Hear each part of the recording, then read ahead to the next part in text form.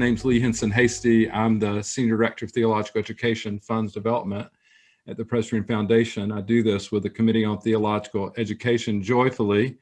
I host this conversation we call Leading Theologically. And our theological leader today is somebody, if you don't know him, are going to be glad you know him.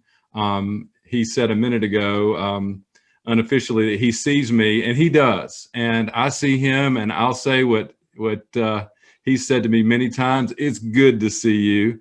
And I'll say that to the people who are out there today. Aisha Brooks Lytle already on the line. It is good to see you.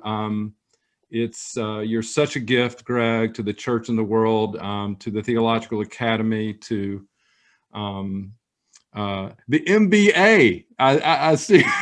Yeah. Now I don't know that he may have some basketball game. I've never played basketball with you. Maybe one day we'll get to do that. But I have a nice jump shot. My knees don't work anymore though. Well, I've already graduated to the set shot, so that's it. I'll tell you the MBA reason in a minute. But just thanks for making time to be here. He's associate professor, pastoral theology at Candler School of Theology at Emory, among many other things I'll say in a minute, but we'll post his bio in the line. Thanks for being here, Greg, and for joining us there in Lego World. Yes, indeed. This is Anaya's Lego Palace. That's awesome. And what else you got there?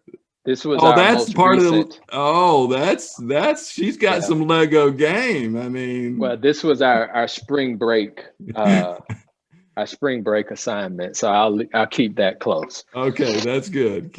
We're gonna surf through this together. Thanks so much for being here, and you're gonna get barbecue recommendations, people, book recommendations. Who knows what you'll get here today?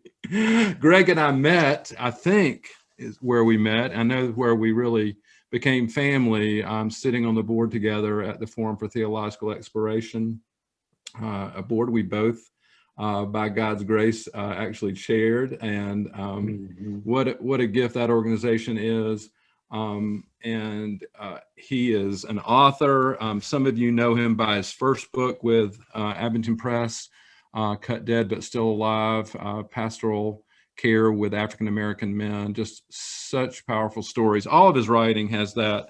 Some will know by the nonprofit Fearless Dialogues, in the book Fearless Dialogues, A New Movement for Justice, one of my favorites. And I was glad to see I had this beautiful note from you. And you signed it to me, Yours in the Struggle, which I love. Yes, I always remember that Israel means struggle. It's struggling with God. I mean, we're in this struggle together. And we're going to talk about this new book too, which is timely in many ways, but just came out last spring, anchored in the current, discovering Howard Thurman as educator, activist, God, prophet, as you call him, interplanetary theologian.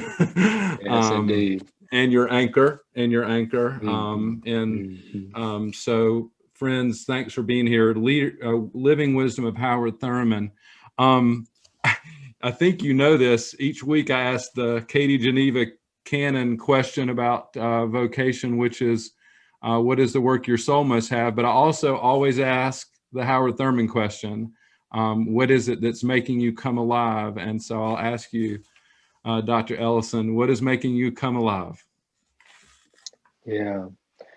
Well, Lee, this has been a good time of reunion to be in this company with you as you rock your baseball cap and your untied bow tie. But there's a lot that's making me come alive today. This morning, I had the great pleasure of, as I shared with you, working with my dear friend and mentor, Parker Palmer, as we did an interfaith prayer breakfast for the city of Lincoln, Nebraska. And to be on this conversation with you today is energizing in a number of ways. The spirit of Howard Thurman is surely with us, and Thurman believed and actually lived out throughout the course of his days a deep desire to build connections across seemingly disparate gulfs or chasms, whether they be racial or faith-based or even geographical. The research tells us that Thurman was in the first delegation of African Americans to go to India to meet with Gandhi and to bring a lot of that wisdom back to the United States, where he served as a mentor teacher for Dr. King and others in the civil rights movement. So I'm feeling a state of liveliness today because I'm involved in these conversations that will talk about issues that seek to bridge gaps and to provide cover between the chasms. I'm really encouraged, Lee, and I'll stop here, by conversations that I'm having with non-African American friends about race in our country.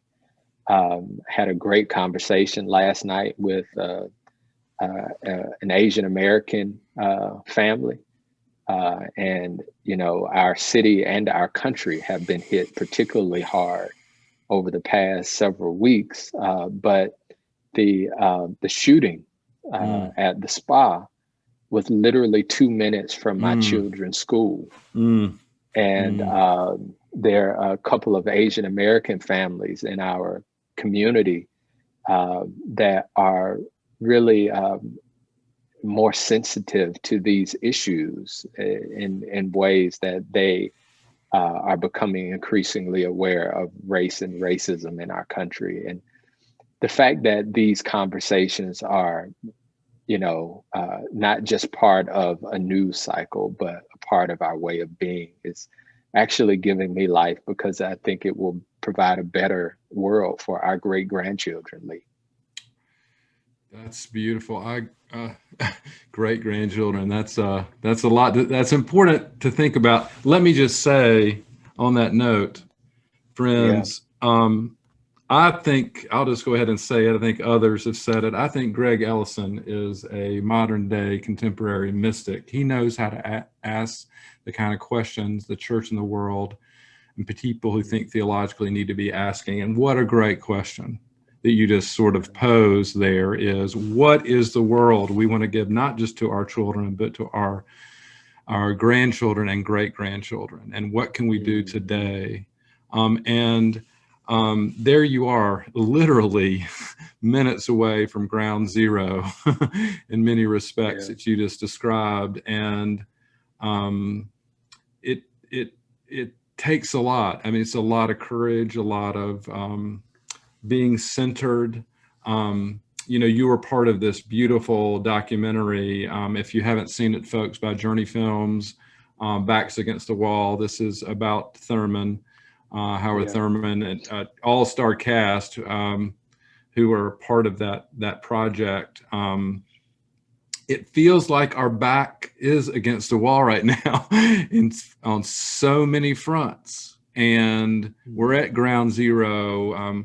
And so wisdom like Thurman feels like the right thing. I find I carried around on my an ebook format right next to me is Meditations of the Heart, and Jesus for the Disinherited, and the Disinherited, Thurman, landmark works. What is it that you carry? What kind of wisdom is it that you carry around that help you in the midst of this, the kind of crises, multiple crises that we're in? Yeah. So I consider Thurman to be in the cloud of witnesses of my ancestors that live and walk with me on a daily basis. Lee, I wear these ancestor buttons above my heart, and we've already called the name of Douglas in our reflection on yours and the struggle. And Frederick Douglass said, where there is no struggle, there is no progress. Amen. And so I think we are engaged in a struggle for the generations to come, as I've stated. And so what is kind of lighting my fire in terms of my relationship with Thurman is I think significantly about this piece that he has called Strange Freedom. And you can find it in his book, The Inward Journey. My students often joke with me that my office kind of looks like it could be in a basement or a kitchen or a bar, but I actually keep my books in these drawers. But this is a book that I would highly recommend for those who are starting out on their journey with Thurman, for the inward journey. But I'm pretty sure Strange Freedom is in here, but he basically says it's a strange freedom to be in the world and to be adrift, to be unmoored, to walk the streets and remain nameless where no salutation greets you. And so I think one of the things that I'm learning from this particular moment in time, Lee, and I recall a student saying this to me right when the COVID pandemic started, and he was a student actually from Korea. And he said, Dr. Ellison, I don't need social distance. I need distant socializing. And there is a deep and inherent need for people to be in community, even though we are separate and separated by this pandemic in innumerable ways. And people need to be known by name. So how do we create spaces where in our churches, whether it be online or whether it be through some phone tree, that we create spaces of belonging where people feel like their presence, even if it's not physically presence, but their presence is valued and their life is meaningful. We're doing through Fearless Dialogues, Lee, this project with the West Ohio Conference, and it's a Lilly funded grant. And we did some initial conversations in focus groups to learn more about the kind of ministry opportunities and innovations that are happening in West Ohio. And I was really intrigued, Lee, by, I asked you, you spoke about these questions. I asked the question of our friends. I said, so I'm from another state. And if I were to come to your town, where would you take me to find the most unique gifts? And who would you introduce me to? Okay. Right. Now. And it was such an amazing question. And so let me tell you one of the responses. It was a rural community in West Ohio. And the lady said, you got to go to our library. And I was like, what? You know, like you don't. She was a Presbyterian. So she wasn't a Methodist. Yeah. She was a Presbyterian. Oh man. She said, you got to go to our public library. And I was like, so what's so cool? What's happening at the library? He said, or the woman said to us, she said, well, the grocery store in our community closed. It shut down shortly after the pandemic. And so our library also doubles as a farmer's market. Wow. And not only is it a farmer's market, right? The senior members of our community can call the librarians and they will fax paperwork for them. And the library used their excess reserves to buy hotspots. So the kids could check out hotspots to go to be logged into school. And so here we have a gift, yes, of members in a community that would otherwise be hidden in plain view. And so, you know, the question is, the people in this library setting know the names of the people of their community. So people feel moored and tethered and connected in a way. And that library is really doing relevant ministry. 100%. And so our question then is, how can the church partner with the library? 100%. Yeah. I love That it. was And a then long drawn I out, love no, I love it. I answer, love it. I man. mean, that is what living wisdom of Howard Thurman. I mean, helping ask those kind of questions that help other Yeah. people notice what is coming alive. I mean, that's and then I love it. And then who? I mean, it's the librarians, and I bet there's others. Who is it you'd introduce me to? I'm always now I'm going to have to change my tack. I always tell people, you know, I meet folks for lunch in their hometown, and my thing is, you know, take me to you know, just don't take me to a chain restaurant. But I think I'm going to start asking a different question, because I like that one better. You know, where are there gifts that you would I need to know about in your town, and who should I meet? Friends, this is Gregory Ellison, and we're talking about the living wisdom of Howard Thurman. And in the opening to the book, I just love this so much. And she came and said hello a minute ago. Anaya, you write a letter to her. It's so beautiful. From January 2020. And you recall the day she was born. Right. And that she wasn't, you didn't quite make it to the hospital. But it was a Kairos moment. You pulled over on the side of the road, and you gave thanks. And her middle name is Kyra, as a nod to that holy moment. I think that feels like what holy wisdom or living wisdom for Thurman points us to, is helping us bring that kind of, I mean, most folks who went to seminary know about Chronos and Kairos, right? But helping us bring that kind of wisdom into our moments to ask the right kind of questions. In the book, y'all, by the way, it's an edited volume. It is an all-star cast.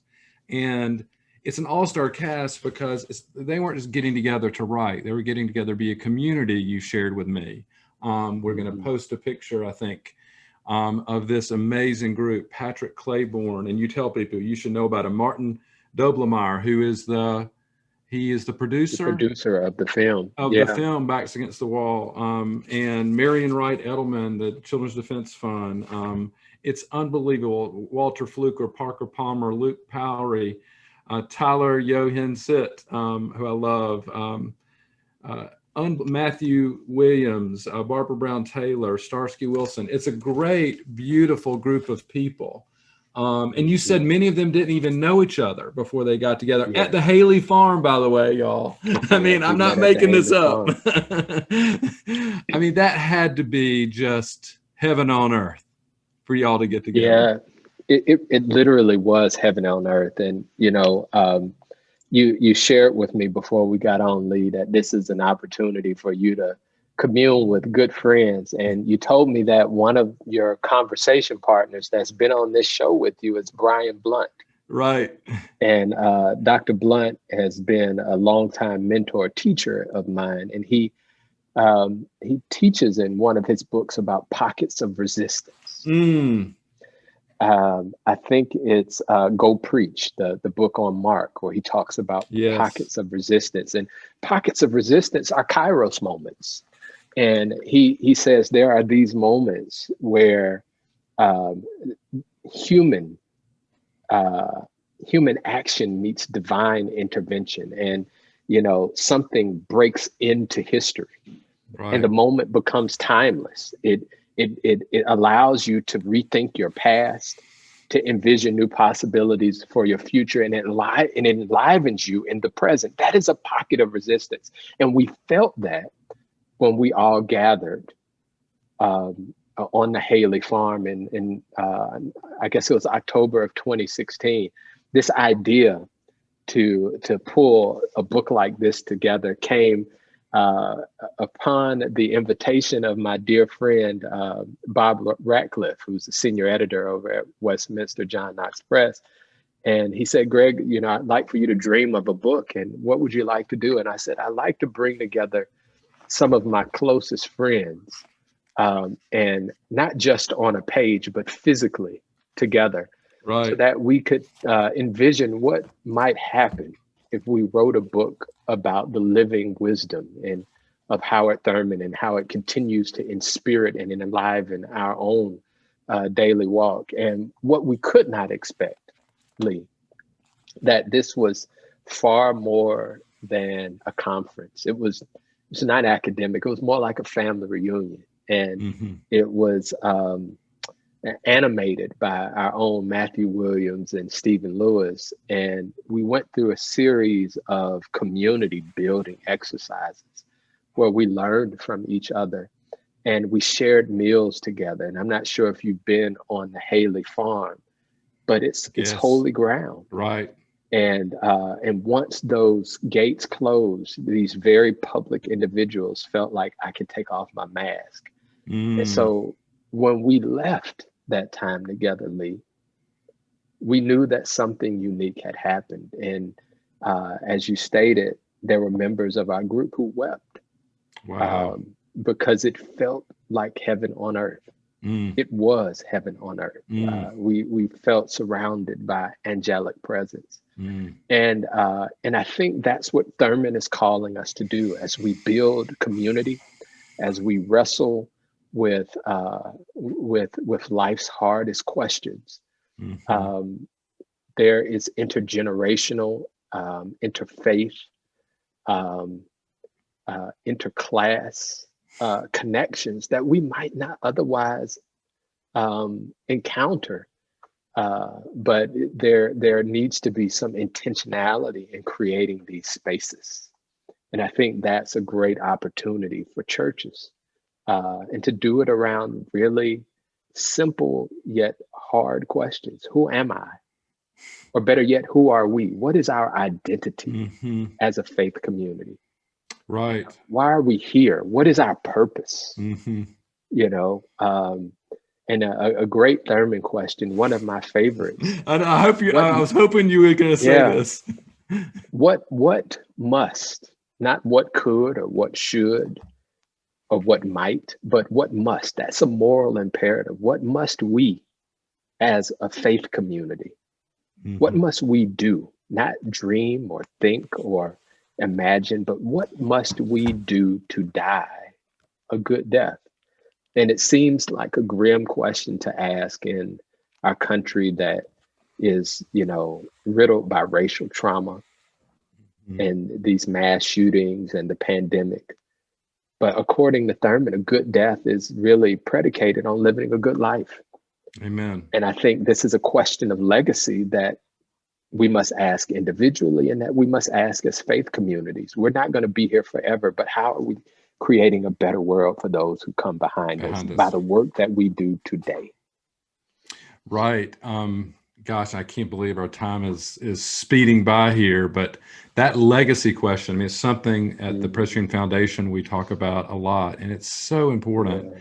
And, I don't know, maybe you can, I'm curious. I don't know that Thurman got the kind of attention. It's, by the way, y'all, the 40th anniversary by Providence, maybe, of Thurman's death this week. There is a gathering. Journey Films is bringing together folks for a webinar this Saturday at 7 p.m. I think Eastern. I think we're going to post the link, but you can also go to the Journey Films website and register for that.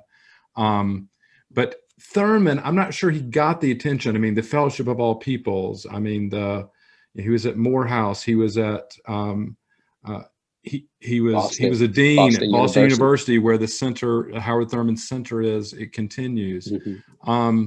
Was he recognized in his time for the kind of gifts that he brought, do you think, or has it been afterwards? I mean, that's the thing. I think there's a lot of folks who don't, they think, well, I'm not really doing that much, but in 20, 30, 40 years, people can say, well, but you left this legacy. I mean, you may not be Howard Thurman, but you'll be Gregory Ellison, or you'll be whatever your name is. Was he recognized in his time? I think he was recognized, but he was an anomaly. Yeah. Right. Right. Right. You know, the in the Backs Against the Wall film, Reverend Dr. Otis Moss II says, Trinity, you know, UCC.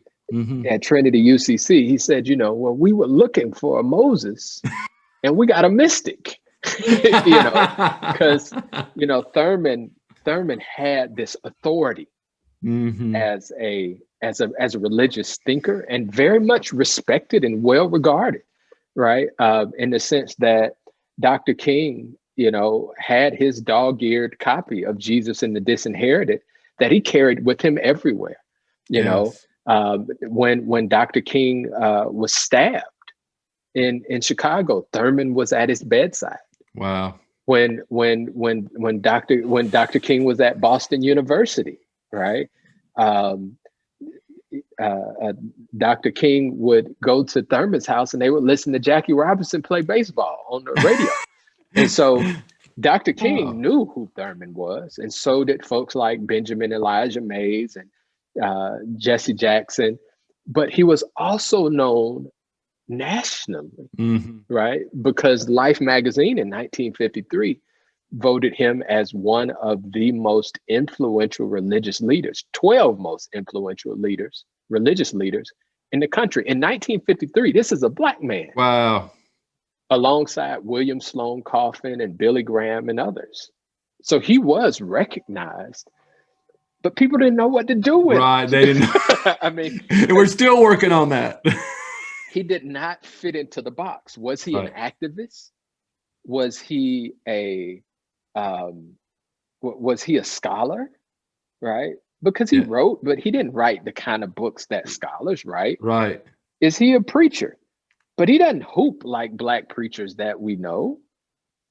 He didn't have the long kind of Southern drawl. Right. You know, he punctuated his sermons with long pauses and silence. You know, he was an odd guy. And I think that's why I like him, because I've been a strange guy my whole life. And, strangely good. Well, you know, this is a funny thing. I often joke that the reason why I knew I had to marry Antoinette, my wife, is because she said, "Greg, you're not strange, you're unique." And so at that moment, I knew it was something special. But I think Howard Thurman wrestled with his uniqueness right. since he was a child. You know, he went and stood on the shores of Daytona Beach as storms rolled in. Mm-hmm. He talked to the oak tree in his front yard. I mean, he was a different kind of guy. And for me, being one of those kids who was kicked out of Sunday school for asking too many questions, he became a confidant. Because in the presence of his written and oral work, I didn't feel quite as strange anymore. Oh gosh, that's beautiful. Makes me tear up to think about. Yeah. Friends, Yeah, I wish we could keep going because we're just getting started. I feel like, and I'll just say the same about you. You are unique. I mean, are you a nonprofit leader with Fearless Dialogues? Yes. Are you a professor? Yes. Yeah, but that's not all of you. Are you an author? Yes and no. Are you an activist? Yes, no. An educator, an activist, a guide, a mystic, a friend, a husband, a dad, a leader. You are so many things and a real gift to the world. I wanted to tell you someday I want to take you sailing. I want to go to that baseball game with you. Oh, yeah, man. But I keep thinking about sailing, and I want to teach you the art of heave to. Do you know about that? I've never heard of heave to. So if you don't have an anchor, you got to know how to heave to, because you can make that sailboat just stand alone without moving in the middle of a storm. It's how experienced sailors weather storms in the middle of an ocean. And I want to say you have been a partner with me in the heave to, and things have been tumultuous in my life and others to be that partner sailor. And thank you so much for all that you do and who you are. and blessings on your work. I know you're working on this leadership development and Howard Thurman. Yeah. Folks, get ready. I mean, you can see a lot of that already in the works that you've done, but please take note, learn more about Greg, and I'd love for you to send us off with a benediction in just a moment. Let me invite everyone back in 2 weeks on the 21st of April. I have a guest, used to live in Atlanta too, but now in Nashville at Vanderbilt Divinity, the Reverend Laura Heifetz will be. Oh man, she's awesome. She's y'all gotta see Laura, man. I know. She's deep water. Right. Start reading her social media now. And she'll be talking about a book she's helped co-edit and revise on race in America. So please join us for that conversation. So Greg, would you send us away? And thanks everyone for joining us today. Yeah, Lee, I want to thank you.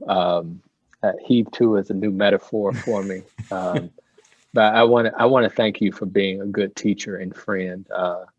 Lee was my predecessor before I chaired the board at FTE, and he coached me through.